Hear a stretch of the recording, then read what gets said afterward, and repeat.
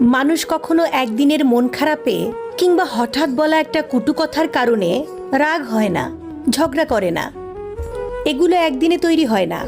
দিনের পর দিন ছোট ছোট কষ্ট, অবহেলা, অপমান, কটু কথা, উপেক্ষা সবই ধীরে ধীরে জমা হতে থাকে। কিছু মানুষ চুপচাপ সহ্য করে যায়, হাসি মুখে সব মেনে নেয়, কিন্তু সহ্যেরও তো একটা সীমা থাকে। যখন সেই সীমা পার হয়ে যায় তখনই ঘটে বিস্ফোরণ।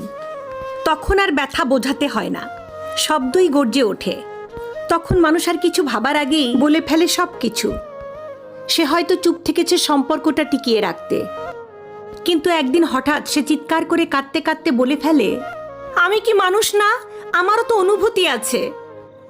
লোকে তখন ভাবে এই একটা কথায় এত রাগ কেন? কিন্তু তারা জানে না, ওই এক কথার পেছনে আছে শত শত না বলা কথা, অগণিত সহ্য করা।